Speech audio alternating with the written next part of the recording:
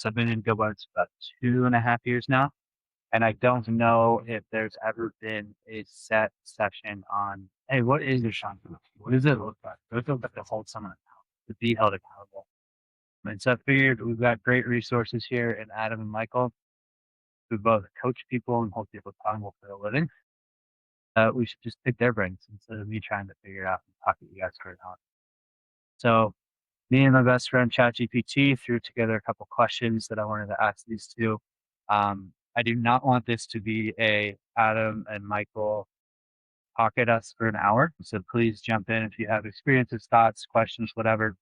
These are just prompts to throw out, and we could take it from there. But guys, really appreciate you being willing to be put on the hot seat and answer questions and talk through your experience. So anything anyone wants to bring up right off the bat? Any questions? Hey, I hate that idea. Thoughts? No? Great. Sweet. Well, let's start. As everybody's sitting in this room, to be a part of GoBundance, you can be considering GoBundance, there has to be a level of excellence with work, with your family, with whatever, right? But typically it's financially related. For you guys, based on what you've seen, high performance, right? We can say excellence, high performance. What do you think is the biggest misconception that the vast majority of people have about being a high performing person, employee, business owner, athlete? What's the biggest misconception? Go ahead. All right. I think this is one that I learned personally. I think maybe if you've experienced it in the room, you can understand it, is that high performance doesn't come with perfect outside circumstances. In other words, when oftentimes people who are, I think, performing at a high level aren't doing so in a vacuum from what is happening externally in their lives. Using myself as a personal example, running our family business for the last 8 years through significant challenge, near bankruptcy, all that kind of stuff, trying to turn that around, trying to build a high performing team while our daughter is struggling with a very severe eating disorder, constantly in hospitals, things like that. In other words, you just have to navigate a lot of other things in addition to what you're trying to perform at. Years before that, I was competing at a high level in triathlon, and I was also being forced out of my family business at the same time with a restructure and everything. So just things on the externally happen. And I think for that reason, it's important to recognize to perform at a high level, it just requires that you employ the right set of systems to be able to keep yourself on track with whatever that activity is that you want to perform, and be clear on what you want out of it and execute no matter what the outside circumstances are. Prioritize that execution on it. That's kind of what I think might be one of those misconceptions, is that, yeah, we're performing at a high level just because everything else is working peachy keen to. Two things first come to mind for me. The one comes from the world of sport. I work in health and wellness. When you look at any of the great athletes, World Cup's on right now, right? We're just wrapped up 2 other sports. And when you look at the superstars, they are just doing the basics exceptionally well. There's nothing super special about what they're doing. They have great talent, obviously, to make it to the world class level, but they're just doing the basics really, really well. And I think a lot of people think there's one main big thing that drives people's success. And just like on the negative side, like plane crashes, it's never one rarely is it one catastrophic event. It's like the weather and sleep deprived pilots, and there's a multiple things that add up. And I think that's true on the positive side as well. It's the many small things done consistently rather than just one big thing that someone's gifted at. And thanks for having us. I appreciate that. Yeah. And so my background right now, I am a executive coach, EOS implementer. If you guys are familiar with the entrepreneurial operating system, that's what I do. Come from a background in running a legacy family company in its 4th generation. Grew up in the family business and navigated it through a significant turnaround, and ultimately exited out of the business about a year ago. Exited myself out. The business didn't sell. I just exited out and went on to become an implementer and coach. That's what I do now. I have been off and on the coach for the last 30 years, starting mostly in the health and wellness arena. also a soccer referee for 30 years. So I'll probably keep circling back to soccer, but I've been involved at a very high level in soccer my whole life. And so it's a big passion of mine. Missing a game to be here right now. But I did studied pre-med biochemistry and then did a PhD in physiology and then transitioned out of academia into the public health and science realm working at NIH, the National Cancer Institute for about a decade. And then stayed within HHS and worked in health promotion and public health. So kind of all things health. And then along the way, I coached CrossFit for about 12 years. All right, jumping back into the questions. Is there anything anyone else thought before they experienced success or saw success really up close that was a misconception of what high performance looks like, either in their field or athletics? Don't fall down, get back up. Yeah, for me, it's focus. The way my brain works super, super fast. I know what you're going to say before you say it. I just try to boil the ocean. I took a step back. I'm just going to focus on these things, and everything else can just kind of take care of itself. So high performance for me has come from conscious effort, focus. You see that apply to areas outside of work? Yeah. Gosh, I used to be that guy that I had to be everywhere with everyone all the time. What a waste of energy and time. It took the longest time to that. It's like in combat. I spent 2008 and 9 in Iraq with Second Marine Expeditionary Forces. And nothing goes like nothing survives first contact with the enemy, right? Nothing goes like in train. Going beyond that, you just have to let things unfold as they may and focus on high performance. What does success look like in your personal life, your family, the relationship with my mom for some time, right? Because I went through a divorce. I'm like, I'm going to let you be you and take care of it. And she went through it. And I focus on just developing a healthy relationship with her again. And I have it. 2 startups that did not succeed, but I learned a lot from them. And now I'm on 2 more, which are well on that trajectory to exit the atmosphere.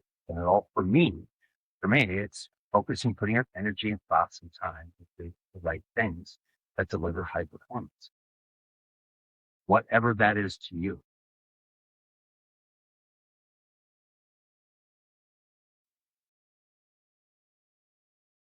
I will say one of the biggest mistakes I see people making how we do some things is how we do everything, right?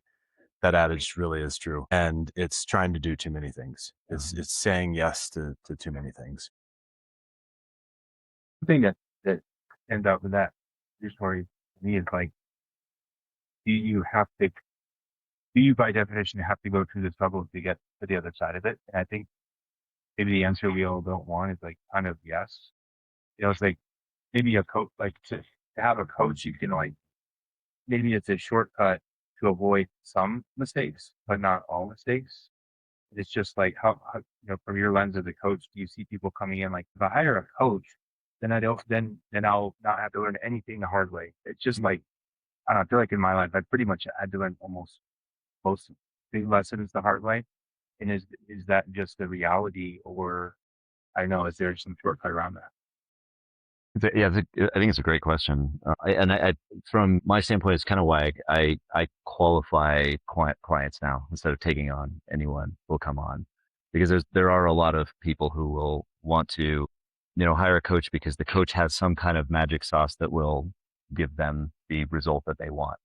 But in reality, it's still baked down very simply to what has already been said here: consistent, focused effort on the right set of small number of activities that will move you in the direction of that result. The coach is there to kind of guide you down that path in terms of mentorship and framework and not do the work for you. And so I think that that's a mistake I see a lot too. I've had clients who have been the wrong fit because of that very reason. And it's just not, if you're not willing to do the work or the hard things to get the result, there's not a lot you can do. Accountability, and I think that's another question that's coming up, is not something other people can do to you unless you are an accountable person.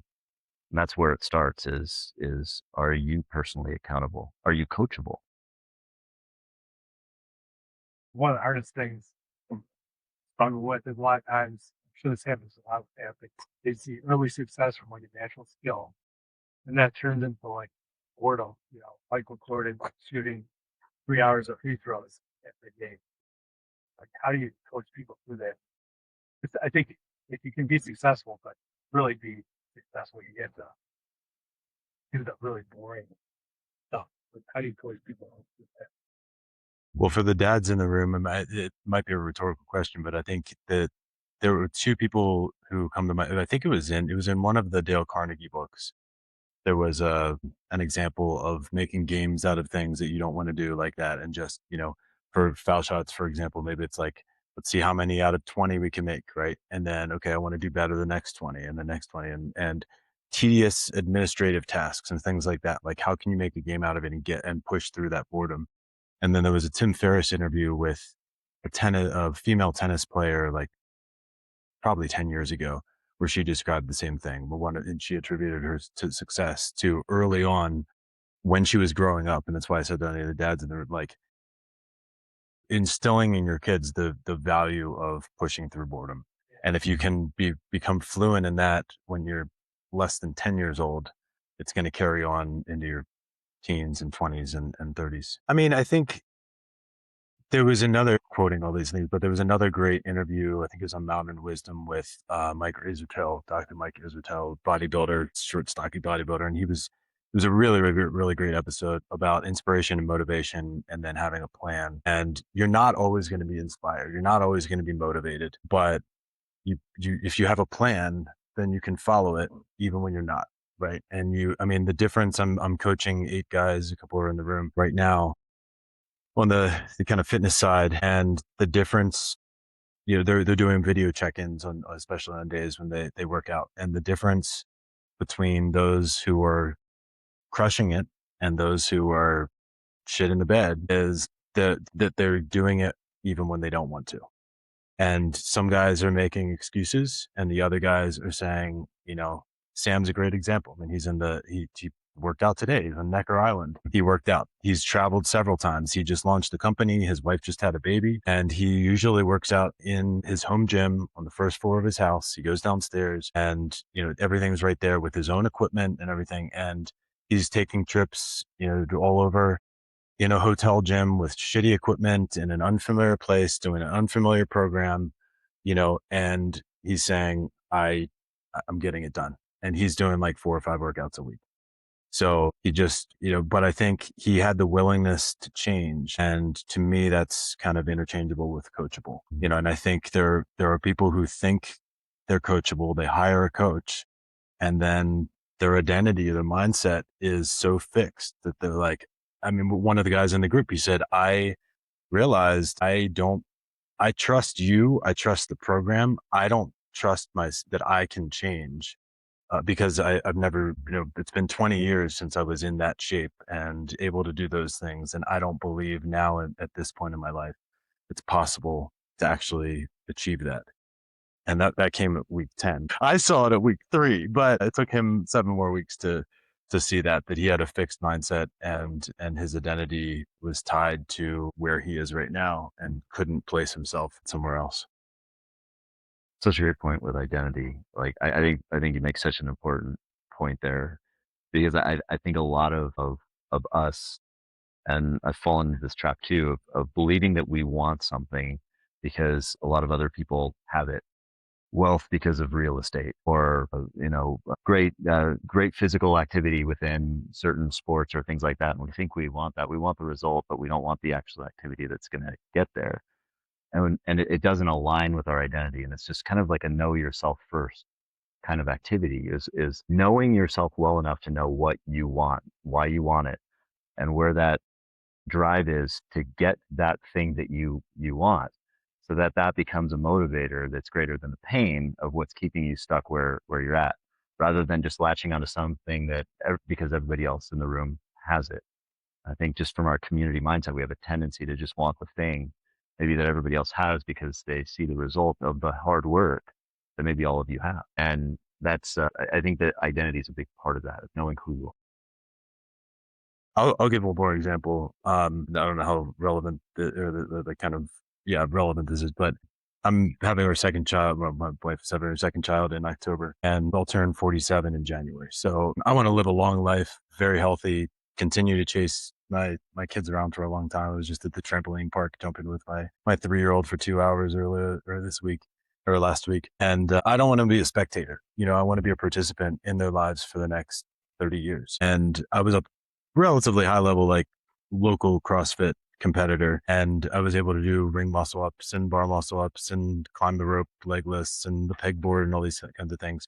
And for the guys who have been in my garage, I have all that stuff that in my garage, and I haven't been able to do those physical skills in a while, but I want to be the 50-year-old who's showing his 3-year-old daughter that I can do these things. And like, she's bragging to her classmates or whatever that her dad in his 50s can do this. And so there's things that are physical skills that are required. And I mean, this is relevant for business as well. Like, there's things you don't really want to do. It's the boring part, right?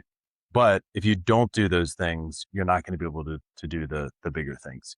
And so that pushes me on, because it's just a personal goal, and probably no one's ever going to see it. But just like knowing that internally in my identity, like, I'm a badass. I can walk down the street and know that I can do 2 pegboard climbs, and like, not many 50-year-olds, not many 40-year-olds, not many 30-year-olds can do that. Like that keeps me young, keeps me motivated. It keeps me doing the things that physically I need to be able to do to ensure I'm not just able to do it, but I'm able to do it safely. Can you have accountability without a big why? Because this is what you're both talking about right now. Is like you need to sort of peel back the onion to what is your why, first. And and I'm in my coach program right now. He's doing an amazing job, and it's been really valuable for me. Hopefully, I'm not in the cheating, but He's not. but the why is very clear there. Same thing. A little bit older dad, young kids. I better kick this in gear so I can be around for that. And so the accountability there was that one to me is kind of an easy example, because it's like, focus on your health so you can spend time with your family in a healthy way. And so, like, one of the things that's come up for me a lot is like, there's a lot of days where I really don't feel like working out. I'm super tired, but I'm like, I said I was going to do it, so I'm going to do it. I'm always happy I did afterwards. But I don't know, working out's kind of like like an easy one to explain. For you. Yeah, but like, just, I guess my question is just maybe from a coaching lens, if someone had a business goal, is it like, how do I get to the why before I move to the accountability? Is that a thing? Kind of, or Yeah, and I can speak from the EOS lens, because that's the kind of the world I know. And I think that, from a simple and, psychological standpoint, it works, because a lot of the goals kind of are boiled down from a longer term vision. And I think that is important to articulate first, is this idea of who are you at your core? The first 3 questions on a VTO within EOS, the Vision Traction Organizer. Who are you at your core? What are your core values? What do you truly value? Discover what those are. They already exist in you. And instead of trying to just make up some values on the spot of what you aspire to be, what is already in there that you truly already value? I mean, do you truly value wealth? Do you truly value being with your family? Your actions actually align with those values? Or are you just bullshitting yourself? What truly do you value from your core? What are you truly passionate about? What's that intersection between what you love to do and what you're great at? Think of those things that you are really great at, and think of the things that you really enjoy doing, even if they are boring from some time to time. Just things that you love to do. I play music. I practice every single day, and it's boring a lot of the time, but it's also really exciting to get on stage and play a song and to write a new piece of music or something like that. But you still love it, and you're still great at it. Find that intersection. And then from the core is like, where do you want to be from the long term? What is that long term vision? And there's a lot of books on vision. I like the cliche vivid vision, which is great, because you just articulate really clearly what a perfect life looks like for you 3 to 5 years from now. And when you can articulate that perfectly, that long-term vision can be then boiled down into goals. So the goals actually have meaning. They're not just an annual, New Year's resolution that you're going to break to lose 50 pounds or whatever that goal is. They're aligned goals with the value or the vision that you have that are also aligned identity wise. When you have identity aligned goals, the chances that you're going to be able to hold yourself accountable become stronger. And then you can boil it down. I think that the great thing about within the OS world of the rocks, the 90-day rocks, is the fact that they're boiled down into the seasons, and the quarterly 90 days. The human attention span is only about 88 days. So they rounded up to 90. But that's the kind of the goal framework there. Setting those quarterly goals that get you to the yearly goals, that get you to the longer term vision. And then, making sure that it's identity aligned. And I think that really kind of captures that. So that's the personal accountability part. And then it's communities like these, though, that when you have that personal accountability where your identity aligned goals are, or vision is, you can get into a community of like-minded people that are doing similar things. And a great community has both mentorship and cohort. Mentorship meaning there's people that have been there already that can help guide you through it, coaches or people that are just willing to help. And there's also people that are going with it like kind of at the same level. And that's the GoPod or that kind of structure where you are working together with a group of people that you call brothers, that you will feel guilty, personally guilty, if you don't do the thing. Like I imagine you might be feel guilty if you didn't do the program that you signed up with Michael, because now you have this relationship with the coach to actually do the thing. And that's part of that accountability too. You do the thing even when it's boring. So I think those elements help to strengthen kind of the foundation of the accountability that might. You're talking about the identity. And I remember when I changed my identity, my money was affirmations. And put it so firmly that I was stuck there for years. Have you ever seen anybody do that with like health? And is that, or am I just it's really, So say more. What happened? so I wrote, I'm happily and easily earning 250,000. And at the time I thought, oh my God, I'm tired. And then I made that much money, and my coach kept pushing me to do more, and I was like, stop. Like, because I get written down 30 times a day for like 9 months straight. I'll answer that, and then I want to also to speak to what Adam was talking about. I actually, about 2 weeks ago, had a call with a client who was doing affirmations. And I said, great, I think that can be really powerful. But nothing was happening. And I said, what are you doing towards this thing you're saying? It's a great, positive mindset, trick.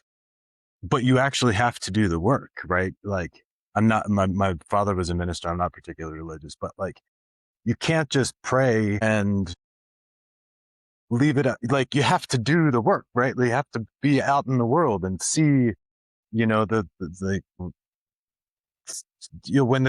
to follow the calling, right? Like, you have to listen for the words, you can't just sit there and just delegate it to someone else, And ultimately we ended up going, like, I laid into him for like half an hour, because it was like, you're not doing anything towards this. Let's make a plan. You're motivated. Actually, he had kind of lost his mojo. And I said, that, and he was trying to just affirm himself back into a mindset of, doing the, like, getting motivated again. They said, it's not about motivation. It's about, you have no actual plan towards where you want to go. You're not even clear on where you want to go.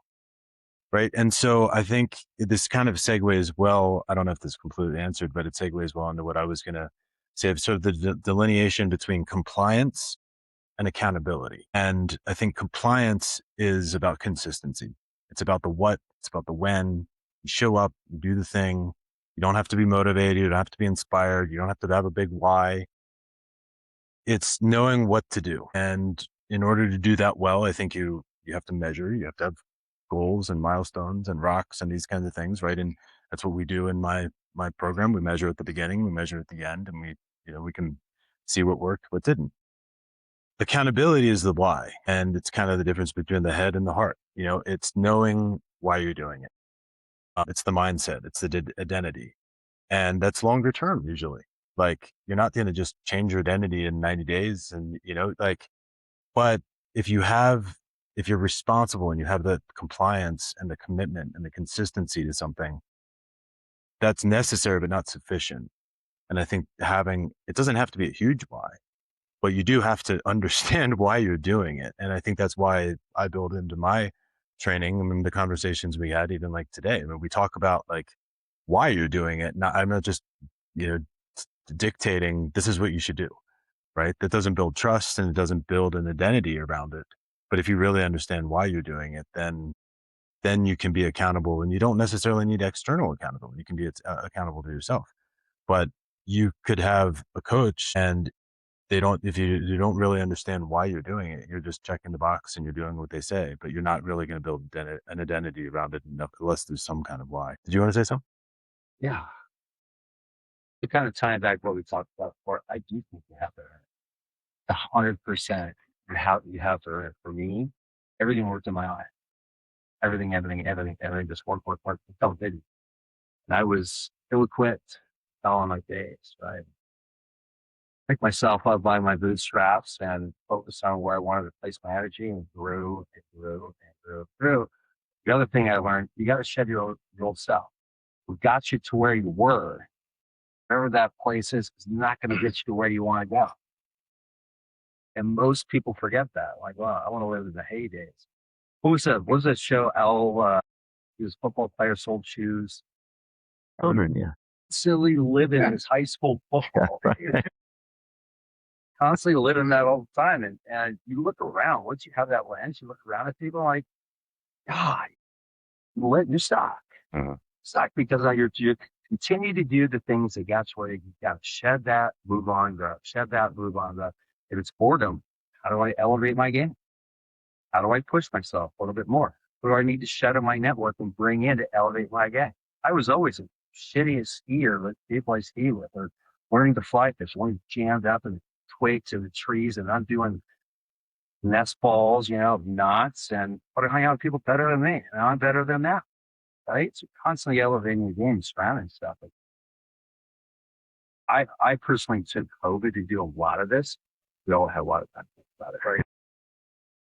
Cleaned out stuff in the house, get rid of stuff. That was a physical representation of cleaning out my past. That's gone, that's gone, that's gone, that's gone. Everything's you got to clean house. You got to take in the freight home out. I'm going there, and people in my life, these four people are not going to help me get there. Good to know you. Call me if you need anything. I'm moving on. That's what I've done. What else do you guys think when someone is stuck, when you're stuck? What's typically the issue behind that?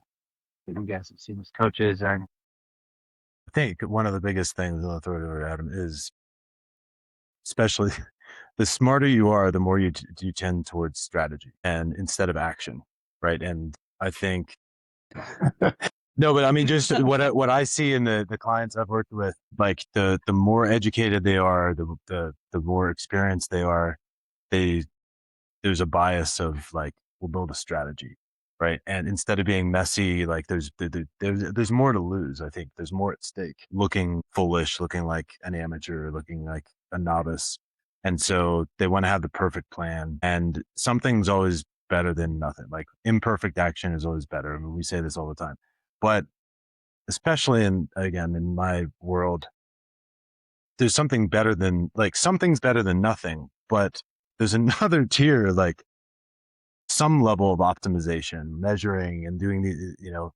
like just doing imperfect action all the time is not going to get you where you want to go. So you do have to at some point have a strategy. You can't, consistency is great. It's necessary, but again, it's not sufficient. You do have to actually have a more tailored, optimized plan, or you're just not you're going to leave things on the.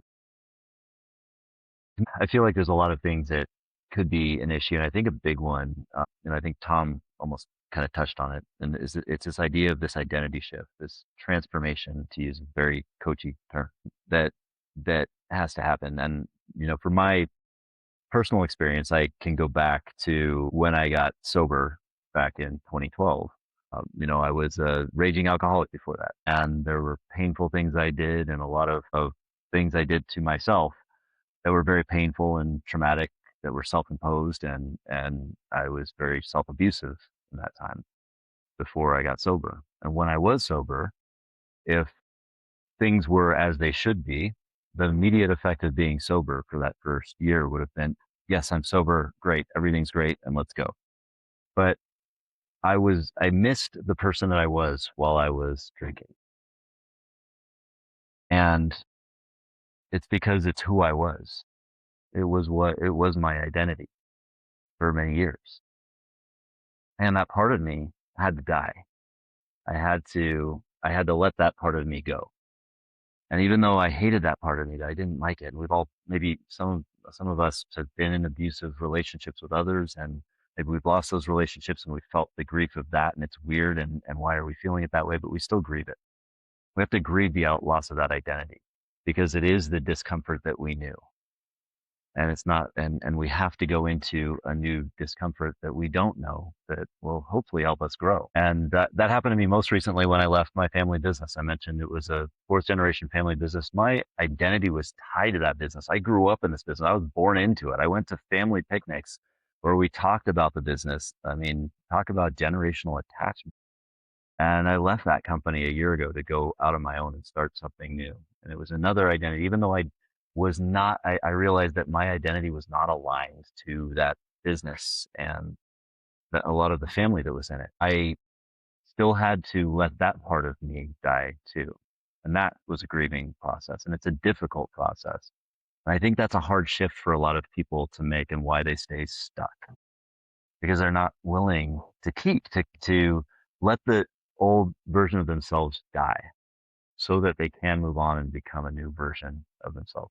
Obviously not literally die, figuratively, so that you can grow into something new and truly transform and embrace the new you that is the uncomfortable unknown. There any way to speed that process? Great question. So you can demonstrate to the universe, to God, or something else that okay, I got this part now, and then you can. That's what I found, and it's just another loop you have to get through. Another one, yeah. So that's up to you. Take the hat off and put your coaching hat on. How do you encourage somebody that you see that they're stuck, you see that they're reverting back to their old ways, their old identity? How do you encourage them to break that shell? It's a lot of curiosity and not judgment and not shame. It's more in what I'm not doing, I think, than what I would do. I don't want to jump down their throat and say, you're doing it wrong. You're not aligning towards your goal. But it's getting curious. It's like, what is it in you that's making you want to go back into those old behaviors? What is driving you to want to lean into that old person that you're trying to let go of instead of embracing the new person? And I think most importantly, like how can we shift you into that mindset, and how can I help you to let go or grieve that part of you if that's truly what you want? It's just a lot of curiosity and patience, because I think Dave, to your point, it does take some time and it takes a process. And it also takes, especially in that identity shift, depending on the nature of what it is, it's recognizing that I am a coach, not a therapist. And there's a gray line there that obviously touches on that therapy.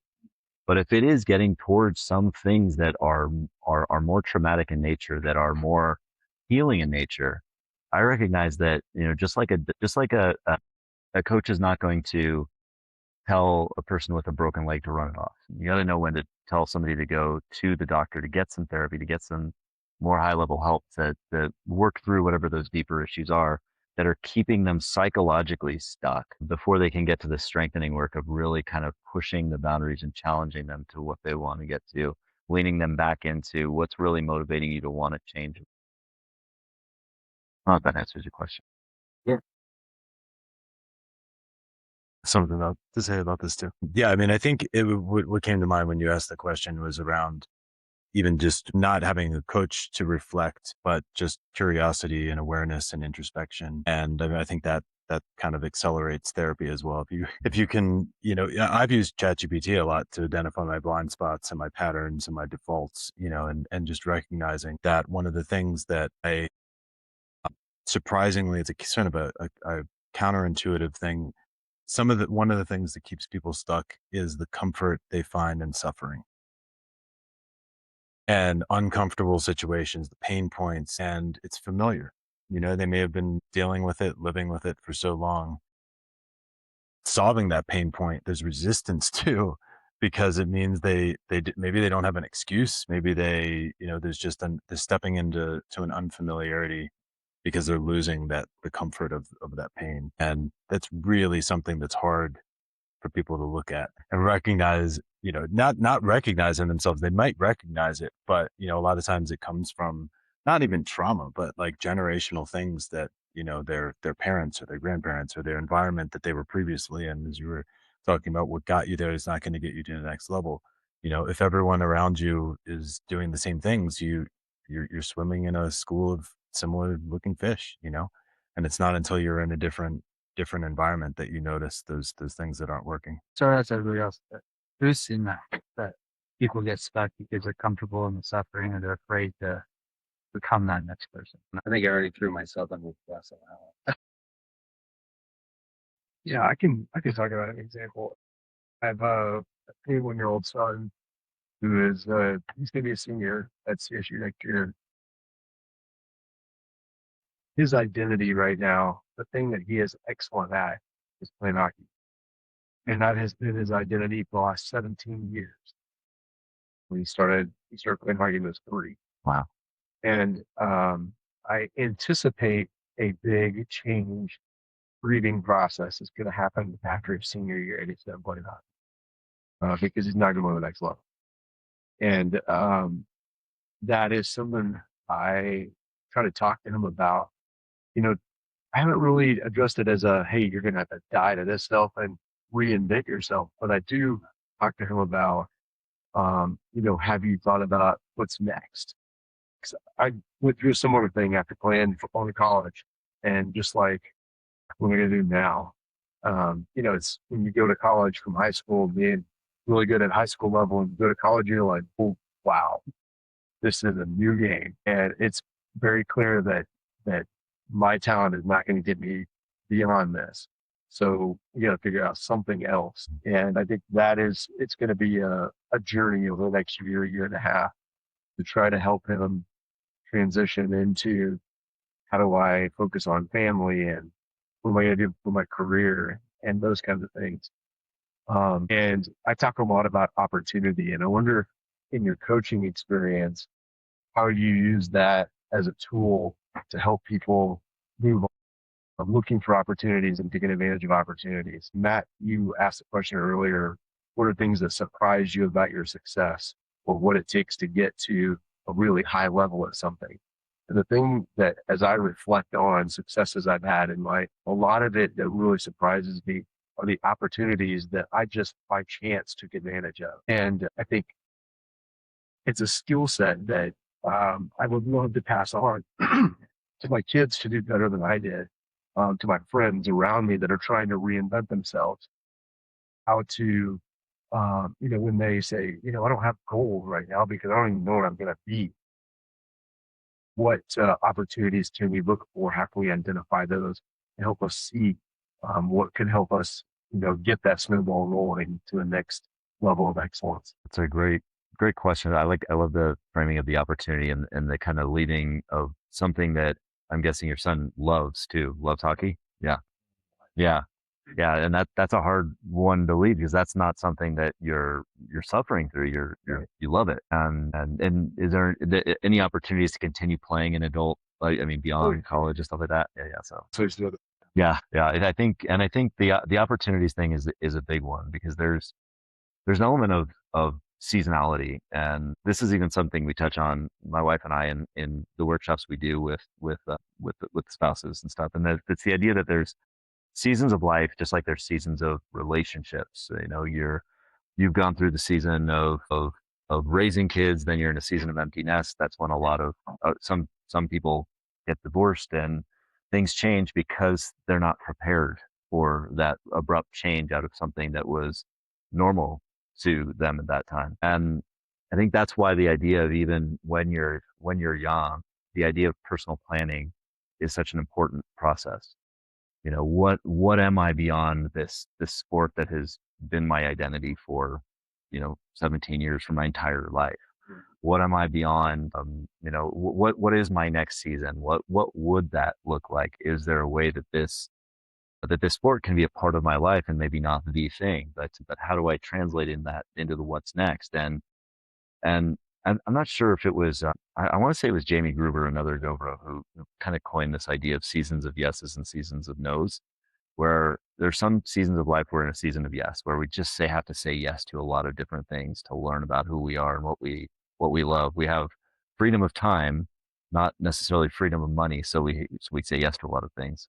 And then there's periods where we're seasons of no, where we're really focused, we're dialed in, we know what's working, and we've got to just stay on that straight line, only say yes when it's a hell yes, and no to everything else. And so it sounds to me like entering into a new season of yes to do that personal planning part and say yes to some different things that might just be like interesting to find that new next thing.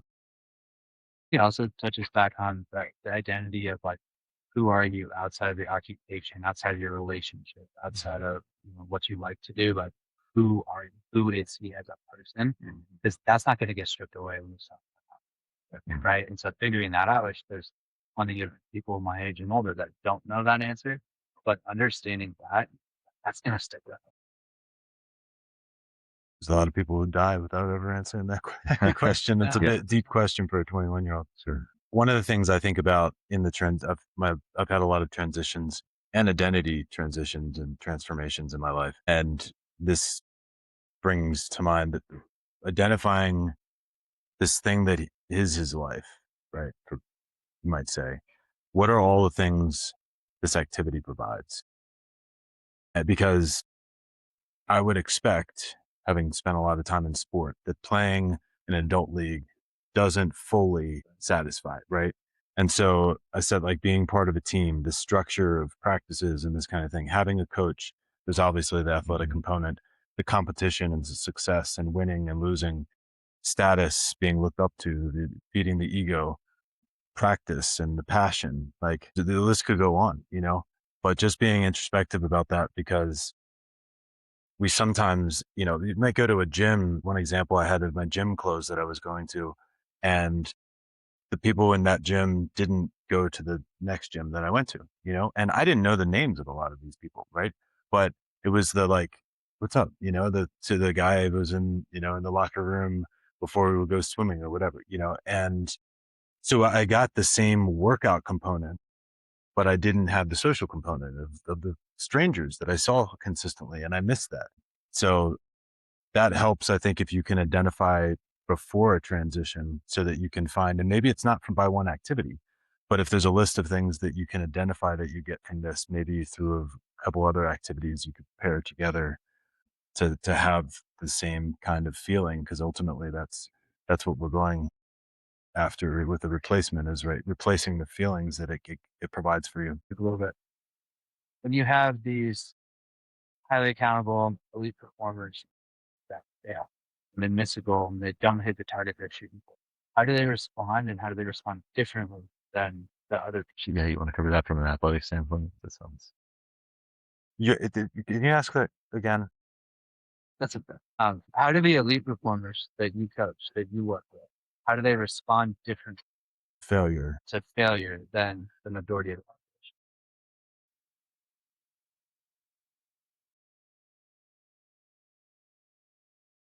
I would say from from at least the standpoint of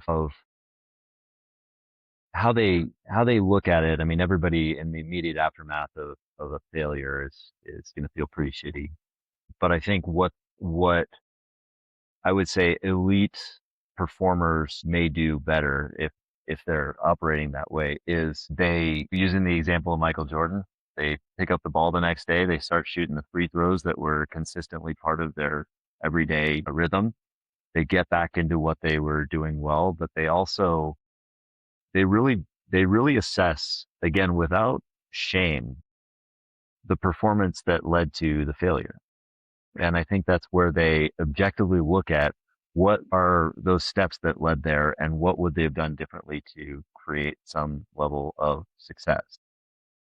There's a really great book that talks through this subject too called The Confident Mind. Has anybody read that? The author's name is escaping me, but it's a really, really good book. It talks about elite performers, and it actually talks about how elite performers do address kind of failure or the aftermath of something that didn't go perfectly. And it's almost like a reverse visualization, because elite performers will kind of visualize what success looks like, but they'll also go back and they'll run through the actual performance in their mind to see how that goes. I think that's, more relative to things like sports or a speech that's given, or some kind of performance based thing.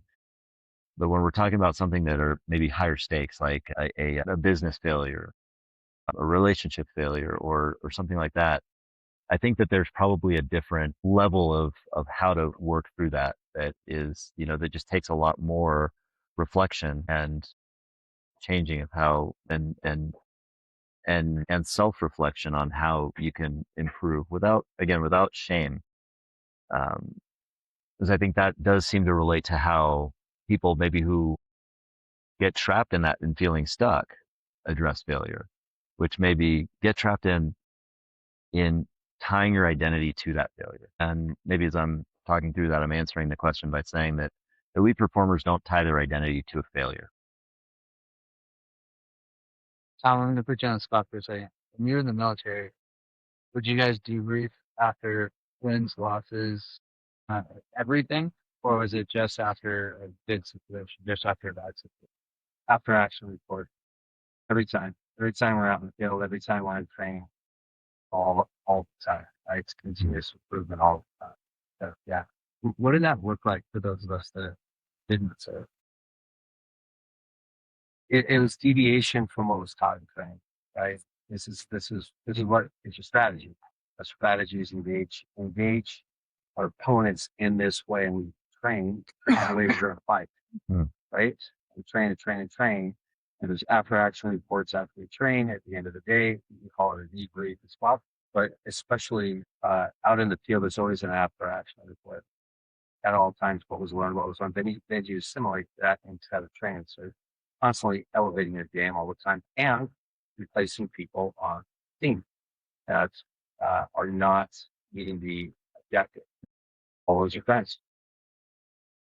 So my objective is this. I found myself if you're going to help.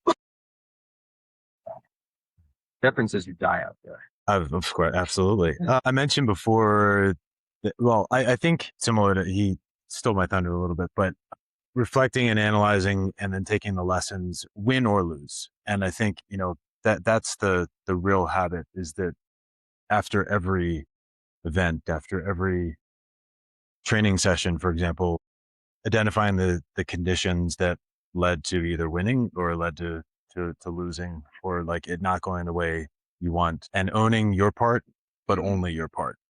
And so, if you just had if the other team, if you're in competition or something and the other team just played better, you might have played the best you can do, but it's not necessarily a failure, right? They just played better. And I mentioned I was a soccer referee. Every game that I was doing at the professional level was observed, was assessed, and we debrief, as you said, like both sides. Here's the things you did well. Here's the things you didn't do so well, and here's your score. But every time we're win or lose, you're identifying and reflecting what are the lessons we can take from this. And even a win, there's lessons. There's probably more lessons in a failure, but there's still lessons in a win that you can identify why it went well. It's always important to identify like, hey, this went really well and this didn't go well, right? So identify what really went well and then build on that, and how it didn't go well, and then yeah, a lot of guys did young kids might roll, or I saw a lot of people getting into real estate, scared to take risks, scared to fail, scared of rejection. It seems like a lot of this comes from the school system, because everything, don't want to get the wrong answer, you don't want to break the rule, you don't want to this. And so with the young kids, very important, I think, to teach them. Fine. All we're talking about new opportunities and a new identity. And it's just like you're forced to kind of make decisions with imperfect information, incomplete information at feeling like you're an imposter. So like, how do you know when to sort of take the lead and bet on yourself with some of this stuff? Like just take the real estate investing thing, for example. Yeah. I don't know.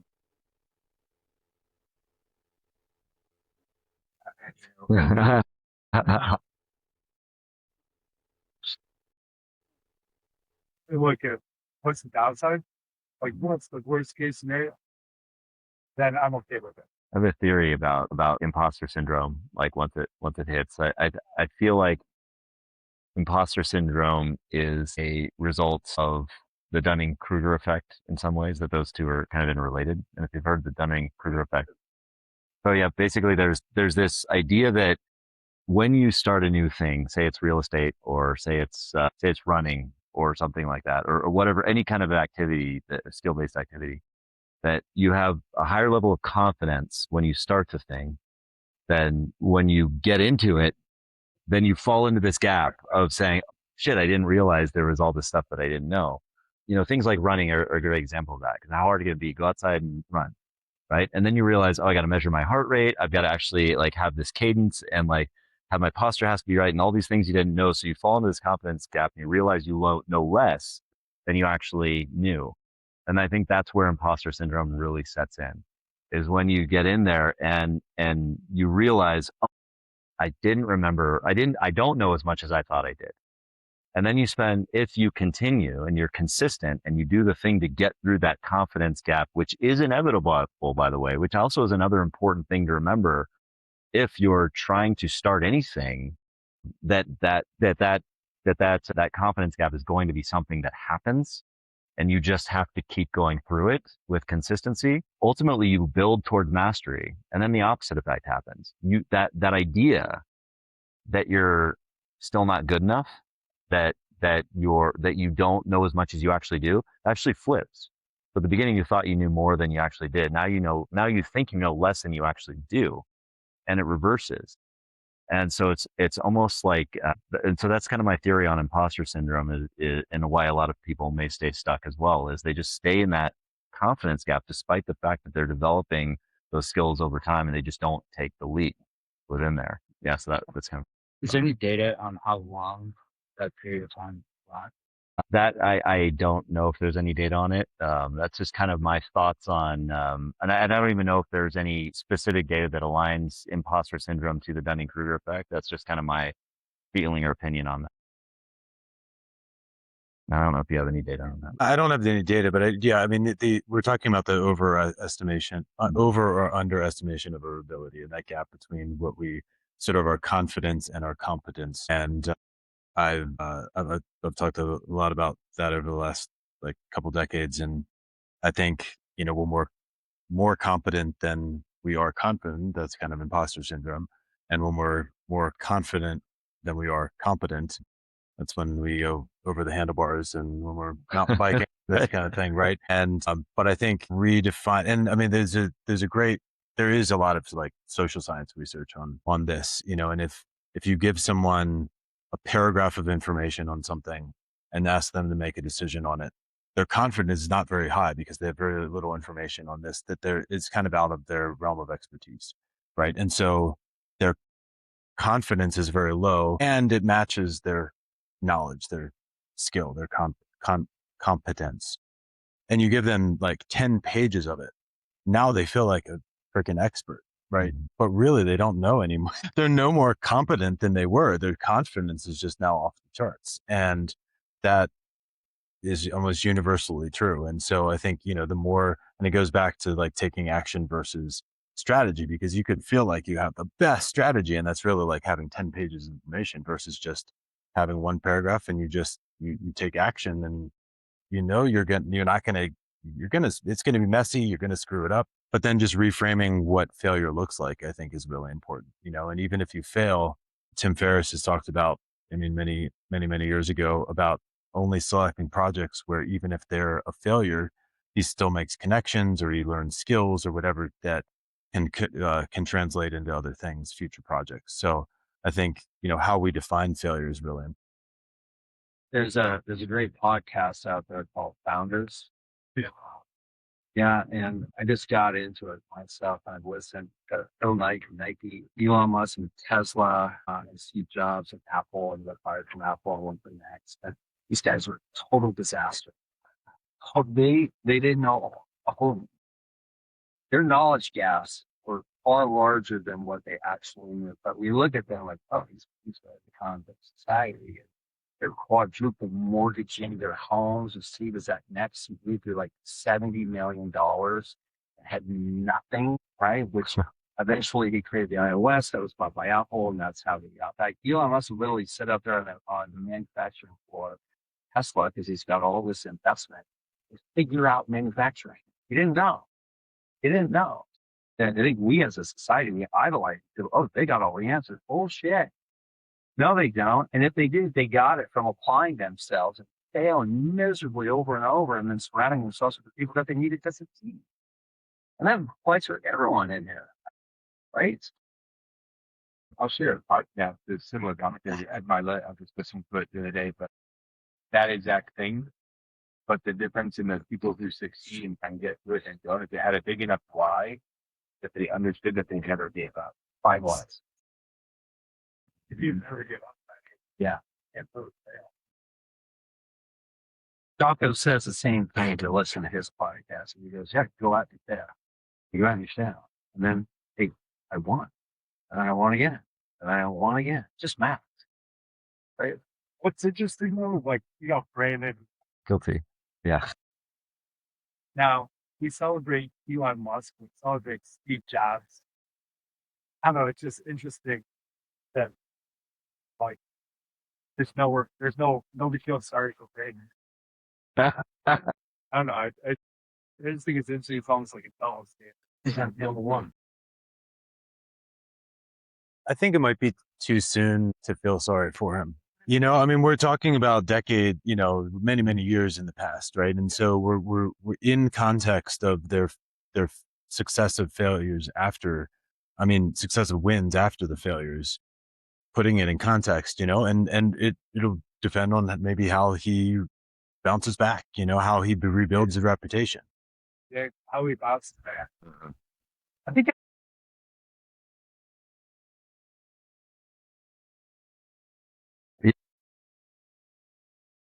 It feels kind of like he's kind of reselling the whole thing again. But yeah, it's interesting. But yeah. But I think it goes back to something I mentioned before. I won't belabor this, but I think, you know, the conditions that led to your success and failure. And I mean, I think a lot of times we're in this optimization, or like, you know, Matt King talks about all the time, you know, rip off and duplicate, and like Cody Sanchez. And I mean, these other like influencer names, you know, like if you came up in, you know, in real estate investing, for example, you know, in certain time periods, like you can invest in anything, right? And you're just going to win, you know, over the last, there's been times in the stock market over the last few years, and a lot of people who are, you know, getting into investing now, like you can't just follow someone else's playbook. You have to see what the conditions were when they succeeded. And a lot of things have changed over the last 20 years, you know? So, you know, what are the conditions surrounding this? And was he trying to duplicate something that he did successfully 5 years ago, 3 years ago, whatever? And the conditions are just different. And I think that that's part of it. It's again, like the plane crash. It's not the entire thing, right? But it's a piece of it that, in addition to some other things, led to a catastrophic failure. Yeah. Martin Short. Has anybody seen the Netflix? There's a documentary on Martin Short out right now. It's actually really great. And one of the things he says to somebody in there, and you know, if you don't know the story, it's a pretty incredible story, just how he kind of came up at. Basically, he just says 98% of it is failure, but it's all just like confidently, and I'm totally paraphrasing it, just confidently failing through those 98% so you can get the 2%, because that 2% is really freaking amazing. And it's just that like recognition that it's a lot of it is going to be failing confidently. So when I was 21 years old, that sergeant's like, hey, you go figure it out.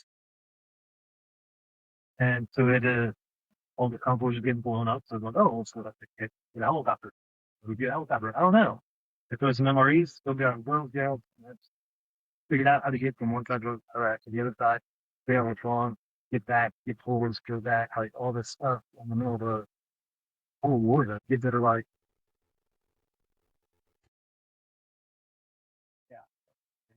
yeah. When we talk about imposter syndrome too, I think I'm a big fan of stand-up comedy and have been to a lot of shows actually since Denver has a great stand-up comedy scene. A lot of really great names come through. And I think of a couple of interviews I've listened to with big name comics who have an upcoming Netflix special, and Rogan was one who was going to his club, like every night for like 2 years, practicing the same set over and over and over, and put in those reps, and then doing it around the country and seeing what lands, and I remember, I forget if it was Kevin Hart or someone who, would do pretty much the same set and say, oh, okay, this lands with this group, this demographic and this demographic, and then paired together, 6-10 minute segments that were universally got a rise from the crowd, and these are like the top of the, the top of the best of the best. And they're still putting in the reps in dive bars and, small audiences before they record a special. So I've got 2 more questions for you guys, and then we can kind of wrap it up. Both great coaches, but not everybody is going to have a coach for every aspect. So how do we create accountability? I think it comes back to personal accountability, and I think zeroing in on that is rooted in knowing thyself first. Just, again, knowing who you are at your core. And if you can truly get to the root of that, I think if you can know that part first, that's the foundation towards developing personal accountability, and just foundation in knowing yourself. There's been a lot of rooms I've sat in GoBundance, and candidly hear a lot of guys that are just really, really well-intentioned, just saying, how can I be a better father? How can I be a better husband?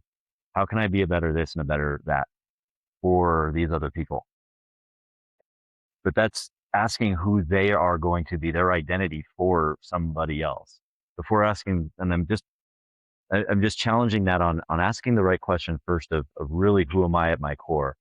Is when you truly know who you are at your core and what you want, what you are passionate about, what you're after, like everything that makes you tick, you show up better for the people that you love in your life, for your business, for your family, for everything. And I think that's where personal accountability starts. And if you're able to figure out how you tick, to take those intentional times to build that into your routine, to take those retreats by yourself, figure that out, journal, get to the root of who you are, go to battle with your internal mind and all of that good stuff. Then yeah, I think you don't need a coach for that. That's the kind of stuff that helps you to kind of develop that personal accountability where you can stay consistent. I think that's what kind of builds the passion where you know yourself. You mentioned earlier, and I want you to answer this too. You mentioned earlier about having systems as well. Can you talk about that? Yes, yeah. I think that everybody on this planet has an operating system that they operate by. And if you don't believe that you have an operating system, well, you do, and it's probably running you instead of the other way around. It's just there is just some way that we tick. And I think that that's just as it's true for your business, just as it's true for your relationships. If you're married, and every part of you that essentially touches you as the self, the individual, has an operating system as well. And if you don't systemize those things, if you don't systemize your business that you own, your relationship, your family, and yourself, well, then all of those things converge onto each other and just become one just congealed blob of globbiness that becomes your identity, and it's shaped for you. And that really just becomes your operating system, and it's chaos.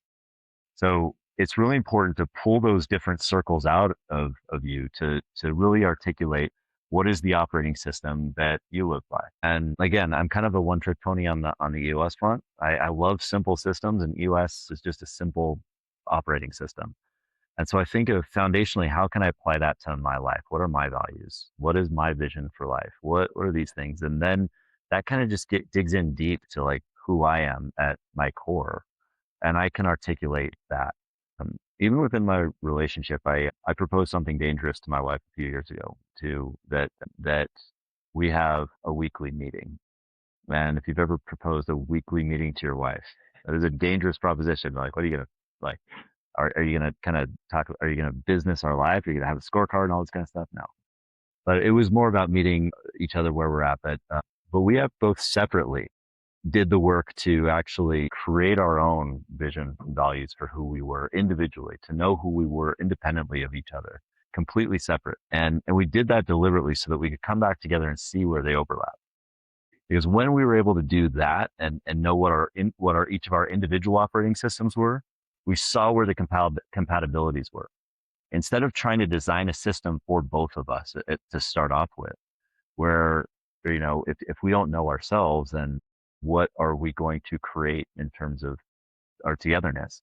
But we found out where the compatibility was, and that's where conviction came in terms of what we were. And that's why I think it's important to know just individually what your operating system is. And then, of course, what your business operating system is and what your relationship operating system is. Each of those things are going to have some kind of operating system. So that's.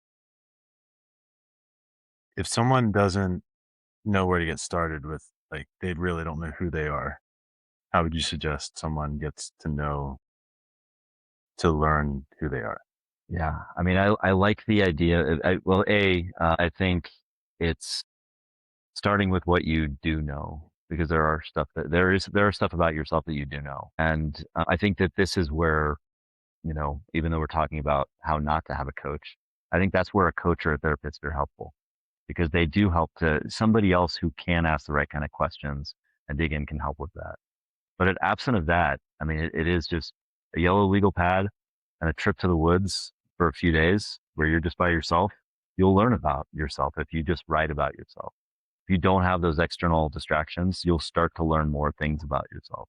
There's also other kind of just mechanical ways you can do it. There's we're in Keller Williams building. Gary Keller has a set of cards called One Thing cards, which are basically just core values cards. It's like 250 cards with a value on it. Throw those out onto the carpet and just start picking the things that resonate with you. Pick the words that resonate with you and stack them up and throw the rest out. You'll have something like 30 cards. Then you go through those and you take a few passes with them. Take a few passes until you get to about 10 or 15 cards. And then you start to really go through and kill your darlings. You take the one that means the most to you, and then you put that one at the top. And then take those ones. And right there, I mean, that's just foundationally a foundation of what your core values, where they may start. And that might just prompt you in terms of journaling, where you can start writing more about yourself, what's made up, what that makeup is. I really do think it does come down to just spending some deep time by yourself alone, away from distractions, with nothing but a pen and paper. That's just where it started. So what I wrote down was to slow down, be bored, delete social media, remove comparison, and trust your intuition. And to answer my own question, I like to go back to someone's childhood, like what lit them up, right? Not what they were interested in, but like what really lit them up. Because I'm seeing in my 3-year-old, there's already so much personality there. And I think one of the biggest things as parents we can do is recognize not just what they're good at and these kinds of things, but like what lights them up, and encourage that and reflect that back to them. And then one of the things that so many men ignore and push down is feelings, emotions, and noticing what I would call the somatic response to things.